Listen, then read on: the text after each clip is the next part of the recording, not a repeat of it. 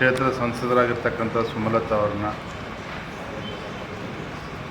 ನಾನು ಕೂಡ ರಾಜ್ಯದ ಅಧ್ಯಕ್ಷನಾಗಿ ಭೇಟಿ ಮಾಡೋರ ಜೊತೆ ಚರ್ಚೆ ಮಾಡಬೇಕಾಗಿರ್ತಕ್ಕಂಥ ನನ್ನ ಕರ್ತವ್ಯ. ಬದಲಾಗಿರ್ತಕ್ಕಂಥ ರಾಜಕಾರಣದಲ್ಲಿ ಮತ್ತು ಮಂಡ್ಯ ಲೋಕಸಭಾ ಕ್ಷೇತ್ರವನ್ನು ನಮ್ಮ ಕೇಂದ್ರದ ವರಿಷ್ಠರು ಜಾತ್ಯತೀತ ಜನತಾದಳಕ್ಕೆ ಬಿಟ್ಟುಕೊಟ್ಟಿರ್ತಕ್ಕಂಥ ಸಂದರ್ಭದಲ್ಲಿ ಸಂಸದರನ್ನು ಭೇಟಿ ಮಾಡಿ ಅವರ ಸಹಕಾರನ ಕೇಳಬೇಕಾಗಿರ್ತಕ್ಕಂಥದ್ದು ನಂದು ಕೂಡ ಕರ್ತವ್ಯ ಇದೆ. ಸಾಕಷ್ಟು ವಿಚಾರಗಳನ್ನ ನಾವು ಚರ್ಚೆ ಮಾಡಿದ್ದೇವೆ. ಸುಮಲತಾ ಅವರು ಕೂಡ ಸಕಾರಾತ್ಮಕವಾಗಿ ಸ್ಪಂದನೆ ಮಾಡಿದ್ದಾರೆ. ಅವರು ಕೂಡ ಎಲ್ಲ ಅವರ ಅಭಿಮಾನಿಗಳ ಜೊತೆ ಚರ್ಚೆ ಮಾಡಿ ಮುಂದಿನ ತೀರ್ಮಾನವನ್ನು ತೆಗೆದುಕೊಳ್ತೇನೆ ಅಂತ ಹೇಳಿದ್ದಾರೆ. ನನಗಂತೂ ವಿಶ್ವಾಸ ಇದೆ ಅವ್ರು ನಮ್ಮ ಜೊತೆಲಿ ಇರ್ತಾರೆ, ನಮ್ಮ ಪಕ್ಷಕ್ಕೂ ಕೂಡ ಶಕ್ತಿಯನ್ನು ತುಂಬತಕ್ಕಂಥ ಕೆಲಸ ಮಾಡ್ತಾರೆ. ಇದು ಅವರಿಗೆ ತಾತ್ಕಾಲಿಕ ಹಿನ್ನಡೆ ಅಂತ ಅನ್ನಿಸ್ಬೋದು. ಮುಂದೆ ಭವಿಷ್ಯದಲ್ಲಿ ಅದು ಎಲ್ಲವೂ ಕೂಡ ಒಳ್ಳೆಯದಾಗ್ತದೆ ಅನ್ನೋದನ್ನು ನಾನು ಕೂಡ ಮನವರಿಕೆ ಮಾಡಿಕೊಟ್ಟಿದ್ದೇನೆ. ನಮ್ಮ ರಾಷ್ಟ್ರೀಯ ನಾಯಕರುಗಳು ಕೂಡ ಚರ್ಚೆ ಮಾಡಿದ್ದಾರೆ.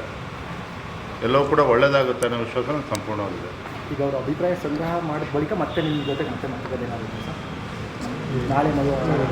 ಸಹಜ. ಯಾಕಪ್ಪ ಸಂಸದರಾಗಿ ಅವರು ಯಾವುದೋ ಒಂದು ತೀರ್ಮಾನವನ್ನು ತೆಗೆದುಕೊಳ್ಳುವ ಪೂರ್ವಭಾವಿಯಾಗಿ ಅವರ ಅಭಿಮಾನಿಗಳ ಒಂದು ಅಭಿಪ್ರಾಯವನ್ನು ಪಡೆದುಕೊಳ್ಬೇಕಾಗ್ತದೆ.